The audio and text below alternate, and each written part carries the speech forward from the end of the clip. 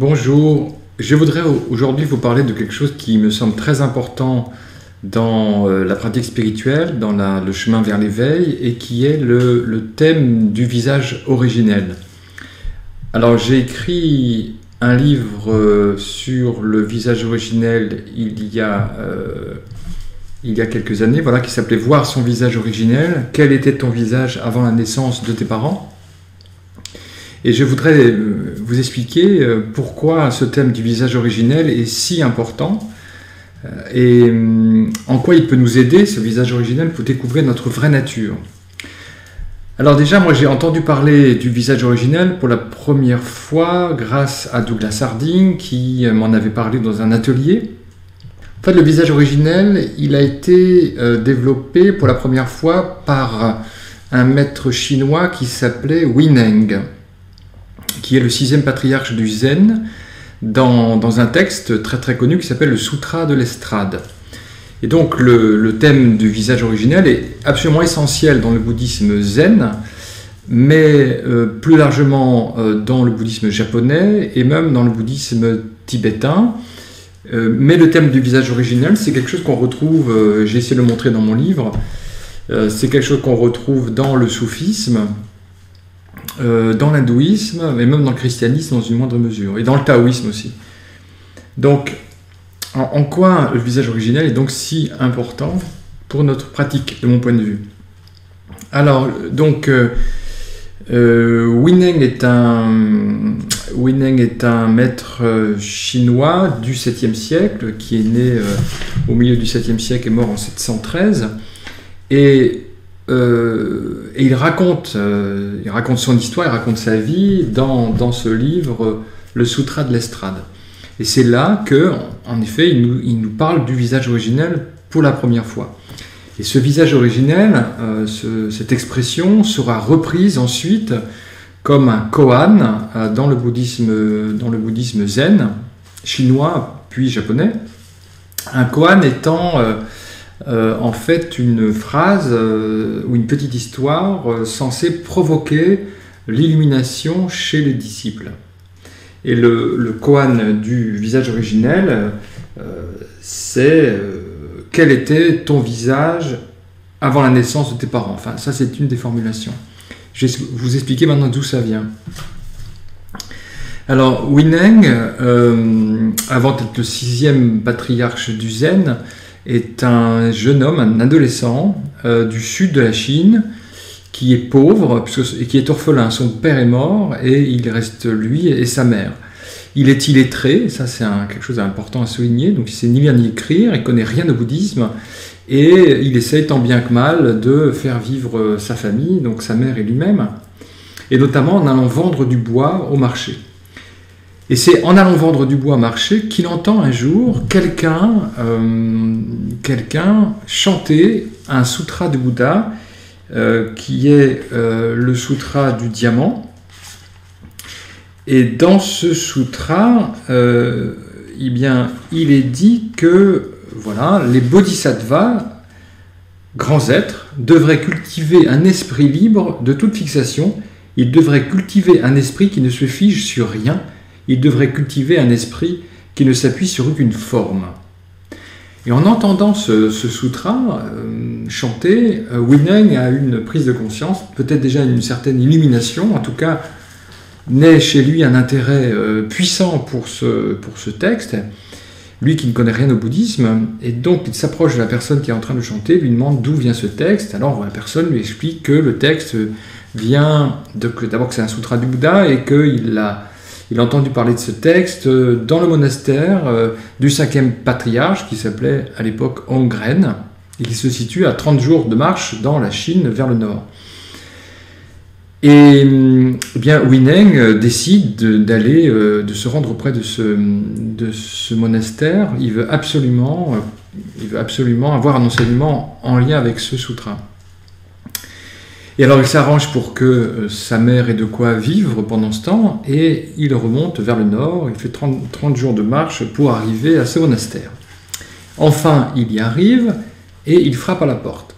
Alors le texte dit, alors est-ce que c'est un texte légendaire ou est-ce que c'est un texte vrai, on ne sait pas, mais en tout cas le texte dit que c'est le 5e patriarche lui-même qui ouvre la porte, Holmgren, mais il ne fut pas très amical puisqu'il lui dit ceci, donc en s'adressant à Wineng, hein, vous, un gars de l'extrême sud, autant dire un macaque, comment pourriez-vous devenir Bouddha?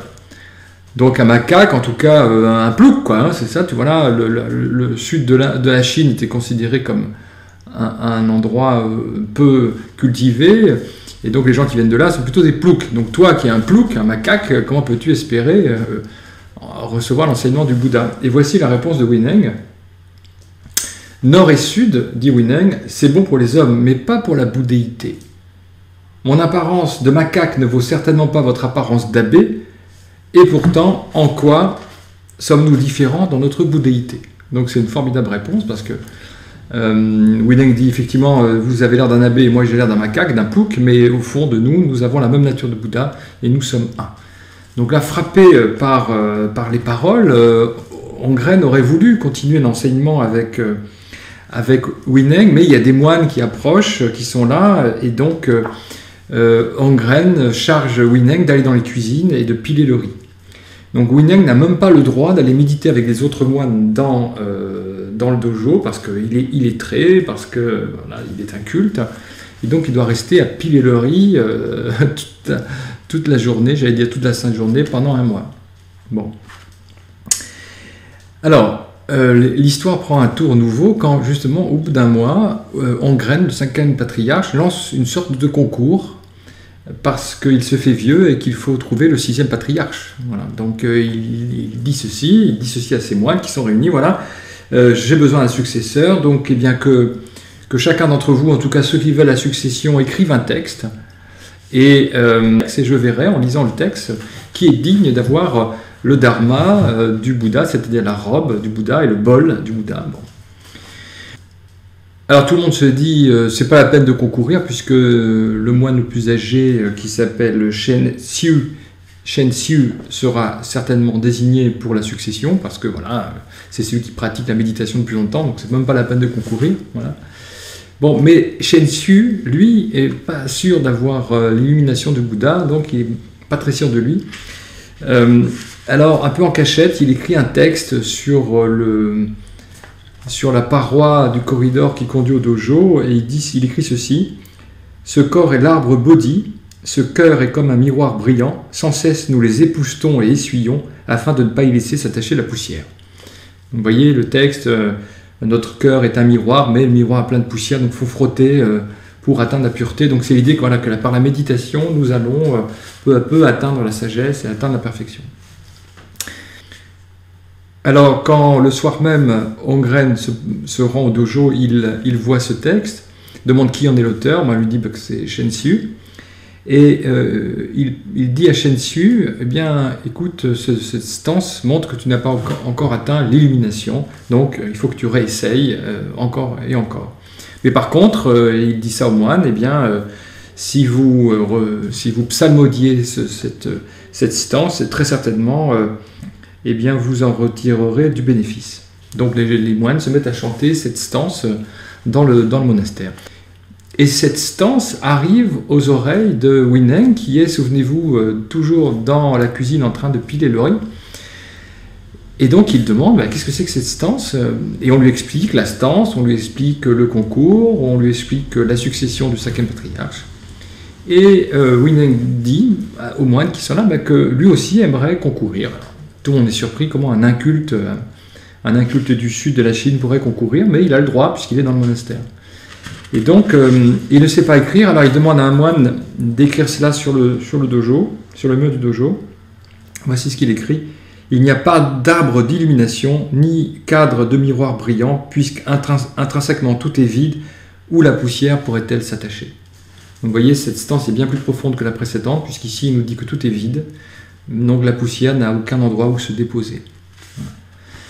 Et quand le soir, Holmgren découvre cette stance, il demande qui a écrit cette stance, on lui dit que c'est Wineng, eh bien il efface cette stance et il n'en parle pas. Mais il reconnaît intérieurement que celui qui a écrit ça a atteint l'éveil du Bouddha. Alors on lui apprend que c'est Wineng, Et le soir venu, il demande à Huineng de venir dans sa chambre, et il lui dit, ben voilà, c'est toi maintenant mon successeur, tu es le 6e patriarche, c'est toi qui as le dharma du Bouddha, le bol et la robe, c'est à toi. Tu es éveillé, tu vois ta vraie nature, c'est sûr et certain. Et maintenant, il faut que tu partes. Il faut que tu partes parce que quand les moines vont entendre que c'est toi qui es le 6e patriarche, ils ne vont pas du tout être contents. Ils vont t'en vouloir, ils vont sûrement te vouloir du mal, donc il faut que tu partes. Et alors, oui, Wangrène demande à Huineng de partir vers le sud, ce qu'il fait. Et d'ailleurs, il restera 15 ans dans le sud. Et donc, Huineng part immédiatement sur les coups de minuit. Il fuit le dojo, il fuit le monastère. Il fuit les moines qui sûrement vont être en colère contre lui, et c'est ce qui se passe, parce que le matin, une bande de moines se lance à sa poursuite quand ils apprennent que le 5e patriarche a donné la transmission au 6e patriarche, enfin donc à ce bougeux, quoi, à ce plouc qui venait du sud. Voilà. Et donc il s'ensuit une poursuite qui dure un certain temps. Bon, peu à peu, les moines qui se sont lancés à la poursuite de Huineng renoncent, sauf un qui était un ancien général qui s'appelle Ming, qui était général dans la vie laïque. Et là, en fait, Huineng en a assez de fuir ce moine Ming, et donc il l'attend, Ming, en méditation. Et c'est là que le koan va intervenir, parce que Ming arrive, voit le Huineng en méditation, il est furieux, il est en colère contre lui. Et Huineng lui dit, alors qu'est-ce que tu veux? Est-ce que tu veux la vérité ou est-ce que tu veux le bol et la robe du Bouddha? Si c'est le bol et la robe du Bouddha que tu veux, bah, vas-y, prends-les, ils sont là, ils sont à toi, tu peux les prendre. Mais si c'est la vérité que tu veux, alors il faut que tu écoutes mon enseignement. Et là, Ming est frappé par ces paroles et se jette aux pieds de Huineng et dit, oui, maître, enseignez-moi, ce que je veux vraiment, c'est la vérité. Alors, Huineng lui dit ceci, d'abord il dit va te calmer un petit peu, et puis reviens après. Et donc il dit ceci ensuite au moine Ming, quand tu ne penses ni au bien ni au mal, en cet instant précis, quel est ton visage originel?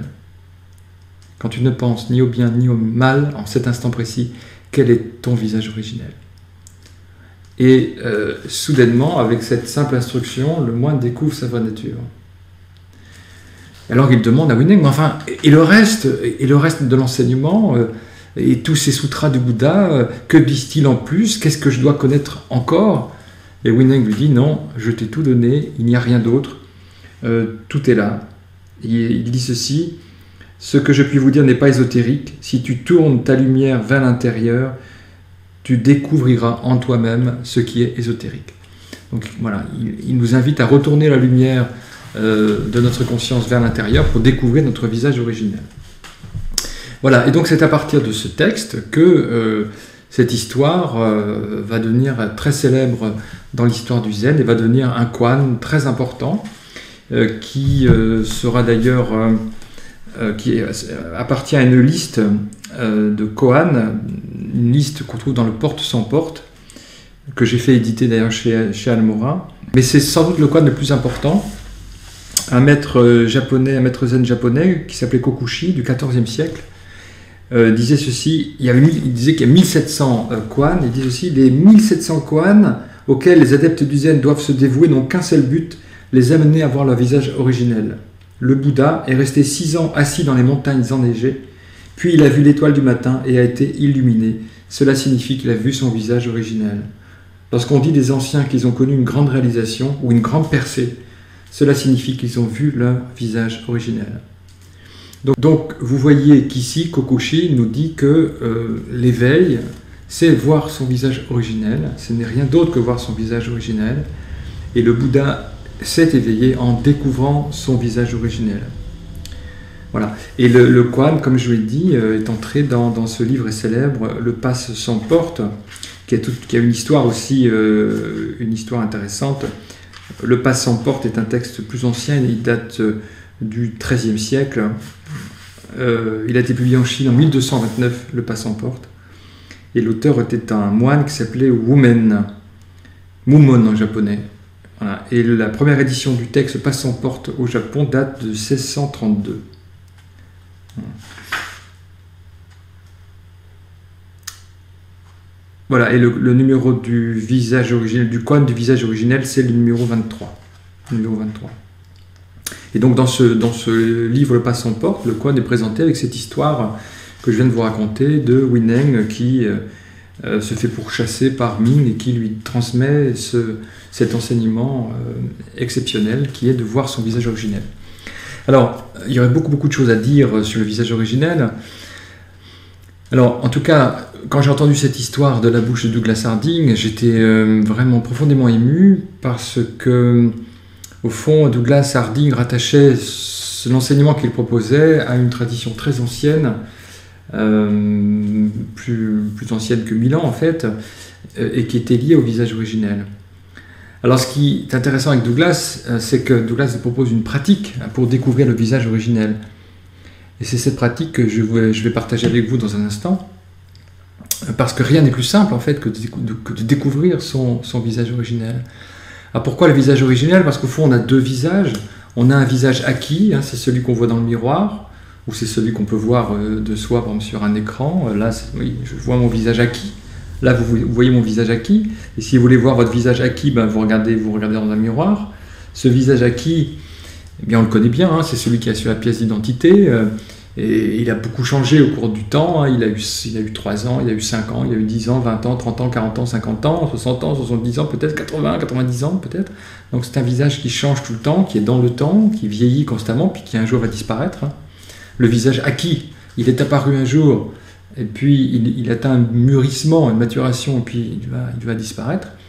Le visage originel, évidemment, c'est ce qui ne change pas, c'est ce qui est toujours là, et qui observe le monde.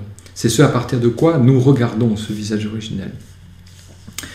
Alors, je vais vous proposer une pratique toute simple pour découvrir ce visage originel et découvrir l'éveil même du Bouddha. Voilà, donc je me suis mis dans le jardin pour que ce soit plus agréable pour faire cet exercice. Donc l'exercice s'appelle le visage originel, voir son visage originel. On peut l'appeler aussi, et Douglas l'appelait comme ça, revêtir l'espace. Et c'est un exercice qui vient directement des ateliers de Douglas Harding, si je puis dire.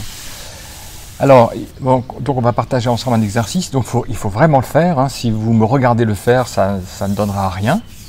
Alors, voici en quoi ça consiste. Donc je vous demande de tendre vos deux bras comme ceci, vos deux mains. Voilà. Comme si vous teniez un bout d'espace entre vos deux mains. Effectivement, vous avez entre vos deux poings un bout d'espace. Entre vos deux mains, c'est vide, vous voyez. Il n'y a pas de couleur, pas de forme, il n'y a pas d'âge non plus. Et cet espace, eh bien, il accueille tout ce qui se présente. Hein. Il accueille ce que vous avez devant vous. Je ne sais pas si c'est la pièce de votre bureau, par exemple, ou de votre chambre, ou de votre salon. Bon, moi, j'accueille ici le jardin. Donc, voilà, bougez comme ça vos deux mains. Et vous voyez que l'espace, il accueille absolument tout ce qui se présente. C'est un espace complètement inclusif. Vous voyez, il ne dit non à rien, il n'a pas de préférence. Il dit oui à tout. Il accepte toutes les couleurs, pour moi le vert, le bleu, le marron. Il accepte toutes les formes. C'est un oui inconditionnel. Un oui inconditionnel.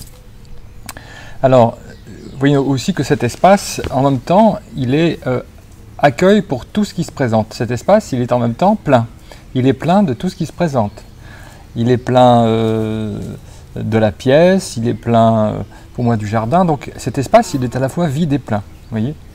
Il est vide, transparent, et en même temps, eh bien, il est rempli de toutes les formes, de toutes les couleurs qui se présentent. Et moi, j'ai la chance là d'accueillir le jardin entre mes deux mains. Pour l'instant, cet espace, il est un peu loin de vous, il est à bout de bras, il est à 1 mètre. Et alors, on va le ramener, et puis il n'est pas conscient, hein, c'est un espace qui n'est pas éveillé pour l'instant. Alors, je vous demande de le ramener sur vous, doucement. Donc, ramenez les deux mains vers vous. Et vous voyez que l'espace entre les deux mains s'agrandit. Il y a de plus en plus de choses qui apparaissent entre vos deux mains. Hein. C'est comme si vous entriez dans une fenêtre et ramenez complètement l'espace sur vous jusqu'à ce que vos deux mains disparaissent dans la vacuité. Jusqu'à ce que vos mains disparaissent. Voilà. Là maintenant, est-ce qu'on ne peut pas dire que vous êtes devenu l'espace, que vous êtes devenu cet espace éveillé, sans forme et transparent, et sans âge. Puis maintenant, faites réapparaître les deux mains de la vacuité. Et vous voyez que les deux mains maintenant apparaissent dans l'espace. L'espace n'est plus simplement entre les mains. L'espace est tout ce qui est et tout ce que vous êtes. Et vos deux bras sortent du vide en fait. Vos deux bras apparaissent dans l'espace. Vous voyez, donc ça c'est un exercice très simple qui consiste en effet à revêtir l'espace, à voir le visage originel. On peut peut-être le refaire. Donc voilà, à bout de bras, j'ai un petit bout d'espace. C'est transparent, c'est clair, c'est vide, sans forme, sans caractéristiques, sans âge. Et je ramène cet espace vers le centre, vers ce que je suis. Et à un moment donné, je deviens cet espace. Je deviens ce visage originel. Et vous voyez que ce à partir de quoi maintenant le monde est vu, c'est une immense ouverture. Vous pouvez essayer comme ça d'embrasser l'ouverture à travers vos deux mains et vos deux bras, et vous avez tout ce qui est devant vous. Alors moi en plus, j'ai ce jardin et le ciel. Alors je vais vous montrer comment ça se passe à partir de la première personne. Ce qu'on voit en tant que première personne et ce que vous avez vu maintenant.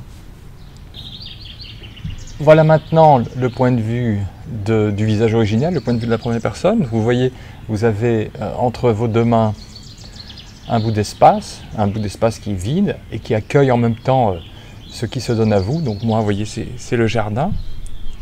Et cet espace, il est sans couleur, sans forme, sans âge, transparent, et il accueille tout ce qui se présente.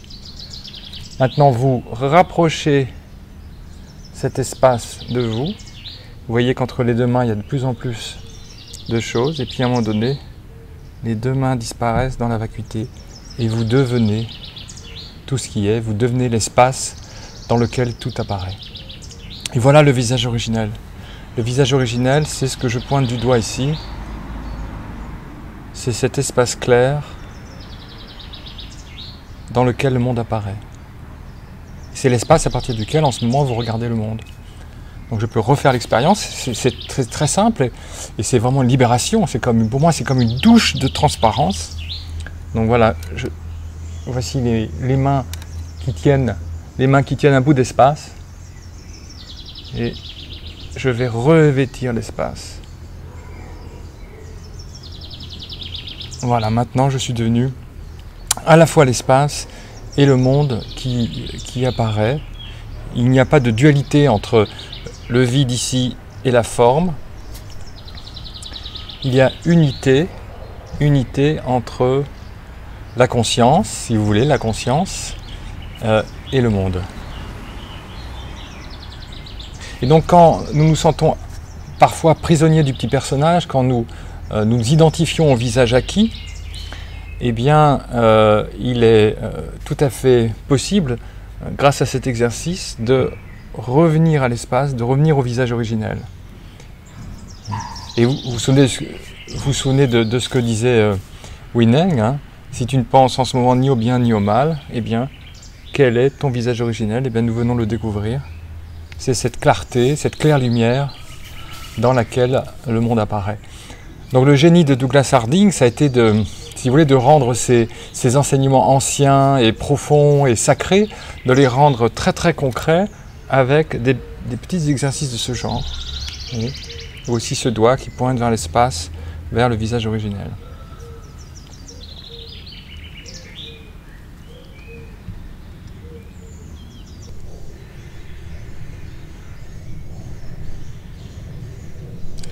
Et je peux même faire apparaître mon visage acquis, le visage de José là-bas, au sein de mon visage originel. Vous voyez que le visage originel, il est très très différent du visage acquis. Le visage acquis là-bas, il a un âge, ça se voit. Il a des formes, il a des couleurs. Bref, il a toutes les caractéristiques des choses. Mais le visage originel, à partir duquel ce visage acquis est vu, ce visage originel, lui, il est très différent. Il est sans âge, sans couleur, sans forme, transparent. Ni il ne naît, ni il ne meurt.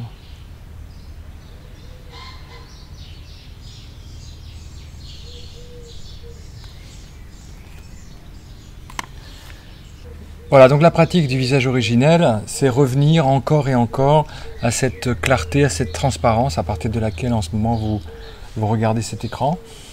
Et c'est très simple, c'est très concret et c'est très profond. C'est au cœur de l'enseignement de beaucoup de traditions, c'est au cœur par exemple de l'enseignement du bouddhisme. Je vous ai parlé tout à l'heure de Huineng et je voudrais parler aussi de Dogen. Dogen est un maître bouddhiste japonais, philosophe japonais, un des philosophes les plus importants du Japon. Il est le fondateur du Zen Soto, hein, il a vécu au XIIIe siècle. Voici ce qu'il dit. Il parle beaucoup du visage originel. J'ai pris dans le livre, j'ai donné plusieurs exemples, je vous en lis un ici. Vous devez en conséquence abandonner une pratique fondée sur la compréhension intellectuelle, courant après les mots et vous en tenant à la lettre. Vous devez apprendre le demi-tour qui dirige la lumière vers l'intérieur pour illuminer votre véritable nature. Le corps et l'âme d'eux-mêmes s'effaceront et votre visage originel apparaîtra. Si vous voulez atteindre l'éveil, vous devez pratiquer l'éveil sans tarder. Alors, vous voyez, Dogen nous dit ici que ça ne sert à rien finalement de perdre son temps à lire des livres, c'est pas dans les mots et dans les livres qu'on va découvrir notre vraie nature, c'est en pratiquant le demi-tour. Vous voyez, le demi-tour, c'est ce que je vous ai montré tout à l'heure, c'est retourner la flèche de son attention de 180 degrés, c'est-à-dire retourner votre attention vers là, vers l'ouverture, vers la vacuité. Et quand on opère ce renversement, eh bien, on découvre en effet son visage originel, cette grande ouverture, qui est comme une fenêtre en fait, à partir de laquelle le monde est vu, très simplement. Alors ce visage originel, il est présent, je vous l'ai dit, dans le bouddhisme tibétain, notamment dans le Dzogchen, qui est une voie directe d'accès à sa vraie nature, très proche finalement de la vision sans tête de Douglas Harding. Par exemple, dans le livre, j'ai donné plein d'exemples de maîtres tibétains, mais par exemple celui-ci, probablement d'un des plus grands maîtres tibétains du XIVe siècle, qui s'appelait Longshengpa. Longshengpa parlait beaucoup du visage originel, où il parlait aussi du visage naturel, ou du visage de Rigpa, Rigpa étant le nom pour désigner ce que nous sommes vraiment, ou bien encore il parlait du visage immaculé. Donc voici une citation de Longshengpa, qui dit ceci: « Cet espace est l'essence de la conscience auto-surgissante, le sol de la spontanéité, de la présence pure et totale. C'est le champ immuable de la réalité, la lumière claire de la nature de l'esprit, le visage originel de la perfection naturelle. Rigpa pur est notre visage originel de conscience où les phénomènes apparaissent comme des reflets vides sur la surface d'un miroir. » Vous voyez, nous sommes ce visage originel dans lequel eh bien, tous les phénomènes apparaissent comme des reflets à la surface d'un miroir. Et en fait, on peut même dire comme Huineng qu'il n'y a pas de miroir puisque c'est complètement vide. Voilà, et puis il y a beaucoup d'autres exemples de maîtres tibétains ou de maîtres bouddhistes contemporains qui évoquent ce visage originel. Mais peu importe les textes, en fait, puisque l'essentiel c'est qu'on puisse le découvrir par nous-mêmes. Et je crois que c'est maintenant tout à fait possible et simple grâce à ce petit exercice. Hein, je vous le rappelle, ramener ici l'espace, revêtir l'espace, ou bien encore une fois en pointant dans cette direction, en pointant dans cette ouverture. Voilà. Voilà, écoutez, merci beaucoup de votre attention et puis à bientôt.